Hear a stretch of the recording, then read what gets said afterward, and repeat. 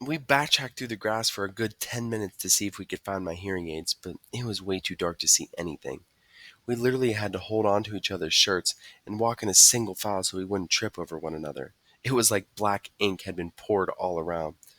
"This is hopeless," said Henry. "They could be anywhere." "Maybe we can come back with a flashlight," answered Amos. "No, it's okay," I said. "Let's just go back." "Thanks, though." We walked back towards the cornfields and then cut through them until the back of the giant screen came into view. Since it was facing away from us, we didn't get any light from the screen at all until we'd walk around the edge of the woods again. That's where we finally started seeing a little light.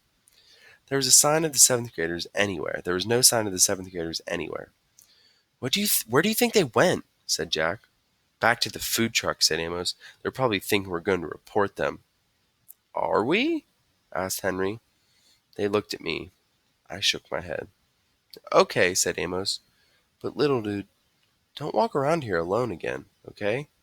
If you need to go somewhere, tell us and we'll go with you." "Okay," I nodded. As we got closer to the screen, I could hear, "High on a hill was a lonely goatherd," and could smell the cotton candy from one of the concession stands near the food trucks.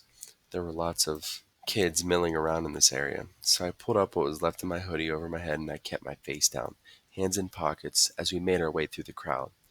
It had been a long time since I had been out without my hearing aids, and it felt like miles under the earth. It felt like that song Miranda used to sing to me. "Ground control to Major Tom, your circuit's dead, there's something wrong." I did notice as I walked that Amos had stayed right next to me, and Jack was close on the other side of me, and Miles was in front of us, and Henry was in the back of us.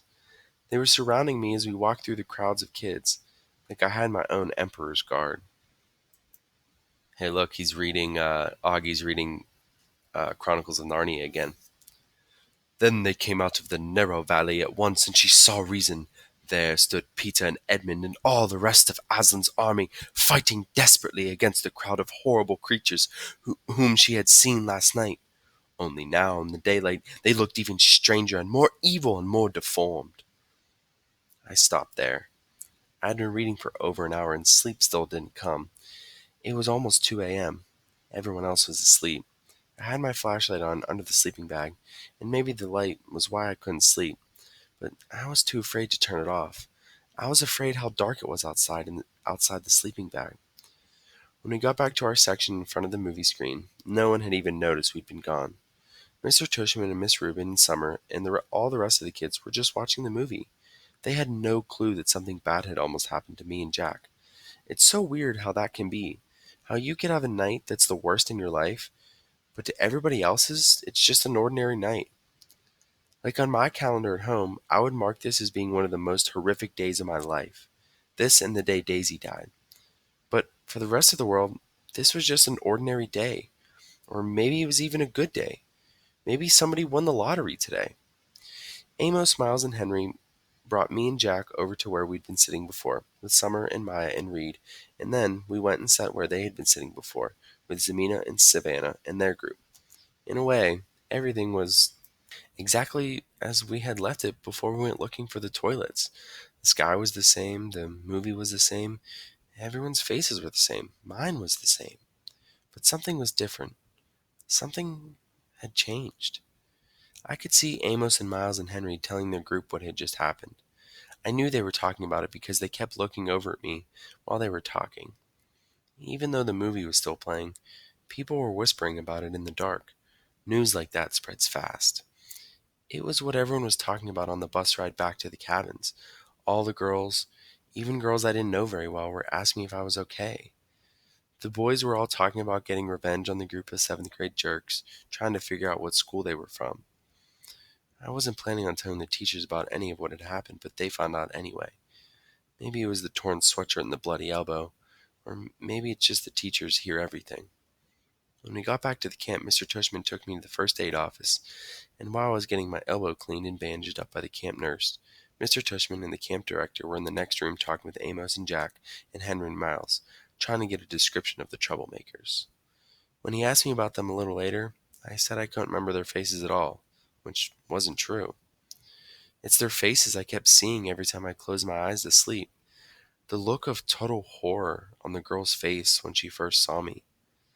The way the kid with the flashlight, Eddie, looked at me as he talked to me, like he hated me, like a lamb to the slaughter. I remember Dad saying that ages ago. But tonight, I think I finally got what it meant. Mom was waiting for me in the front of the school along with all the other parents when the bus arrived. Mr. Tushman told me on the bus ride home that he had called my parents to tell them that there had been a situation the night before, but that everyone was fine. He said the camp director and several of the counselors went looking for the hearing aid in the morning while we all went swimming in the lake, but they couldn't find it anywhere. Broarwood would reimburse us the cost of the hearing aid, he said. They had felt bad about what had happened. I wondered if Eddie had taken my hearing aids with him as a kind of souvenir, something to remember the orc. Mom gave me a tight hug when I got off the bus, but she didn't slam me with questions like I thought she might.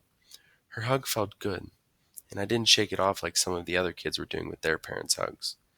The bus driver started unloading our duffel bags, and I went to find mine while Mom talked to Mr. Tushman and Miss Rubin, who had walked over to her. As I rolled my bag toward her, a lot of kids who don't usually say anything to me were nodding hello, or patting my back as I walked by them. "Ready?" Mom said when she saw me. She took my duffel bag, and I didn't even try to hold on to it. I was fine with her carrying it. If she wanted to carry it on my shoulders, I would have been fine with that too, to be truthful.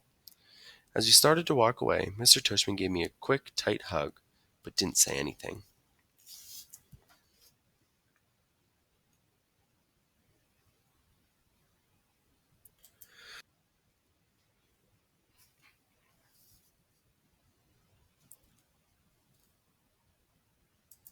You'll have to tell her that. So, do you want to hear about the bad part or the good part first? I asked after a few minutes, leaning my head on my hand. Whatever you want to talk about, she answered. Well, except for last night, I had an awesome time, I said. I mean, it was just awesome.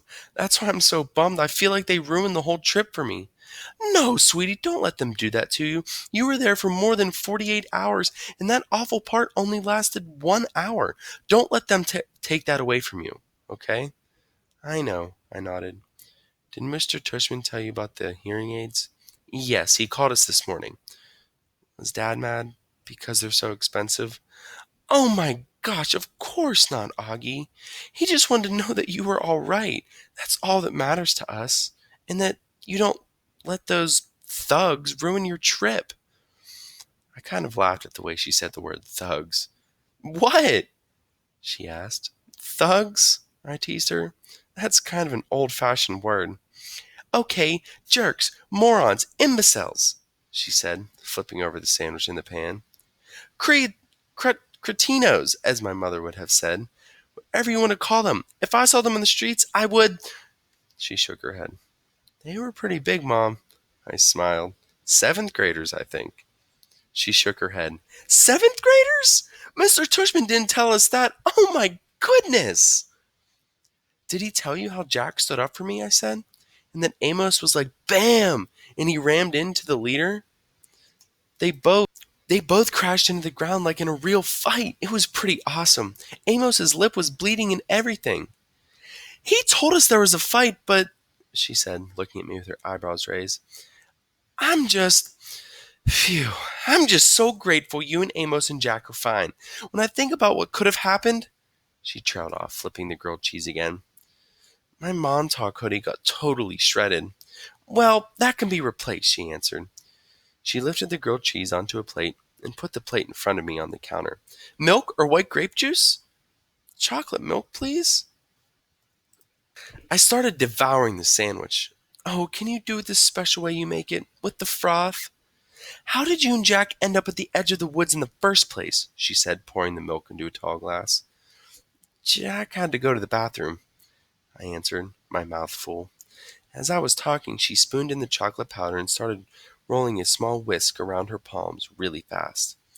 But there was a huge line and we didn't want to wait, so we went toward the woods to pee.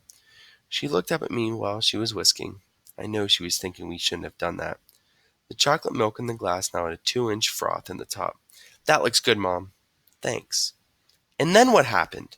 She said, putting the glass in front of me. I took a long drink of the chocolate milk. Is it okay if we don't talk about it anymore right now? Oh, okay. I promise I'll tell you about it later when Dad and Via come home. I'll tell you all every detail. I just don't want to have to tell the whole story over and over and over, you know? Absolutely. I finished my sandwich in 2 or more bites and gulped down the chocolate milk. Wow, you practically inhaled that sandwich. Do you want another one? She said. I shook my head and wiped my mouth with the back of my hand. Mom, am I always going to have to worry about jerks like that? I asked. Like, when I grow up, is it always going to be like this? She didn't answer right away, but took my plate and glass and put them in the sink and rinsed them with water. There are always going to be jerks in the world, Augie, she said, looking at me. But I really believe, and Daddy really believes, that there are more good people on this earth than bad people. And the good people watch out for each other and take care of each other, just like Jack was there for you, and Amos, and those other kids. Oh yeah, Miles and Henry, I answered. They were awesome too. It's weird because Miles and Henry haven't been really very nice to me at all during the year. Sometimes people surprise us, she said, rubbing the top of my head. I guess. Want another glass of chocolate milk? No, I'm good, I said. Thanks, Mom. Actually, I'm kind of tired. I didn't sleep too good last night. You should take a nap. Thanks for leaving me Babu, by the way. You got my note? She smiled. I slept with him both nights. She was about to say something else when her cell phone rang, and she answered, and she started beaming as she listened. Oh my goodness, really? What kind? She said excitedly. Yep, he's right here. He was about to take a nap. Want to say hi? Oh, okay. See you in 2 minutes. She clicked it off. That was Daddy, she said excitedly. He and Via are just down the block. He's not at work, I said. He left early because he couldn't wait to see you, she said. So don't take a nap quite yet. 5 seconds later, Dad and Via came through the door. I ran into Daddy's arms and he picked me up and spun me around and kissed me. He didn't let me go for a full minute until I said, Dad, it's okay. And then it was Via's turn, and she kissed me all over, like she used to when I was little. It wasn't until she stopped that I noticed the big white cardboard box that they had brought in with them. What is that? I said. Open it, said Dad, smiling, and he and Mom looked at each other like they knew a secret. Come on, Augie, said Via. I opened the box. Inside was the cutest little puppy I've ever seen in my life. It was black and furry, with a pointy little snout and bright black eyes and small ears that flopped down.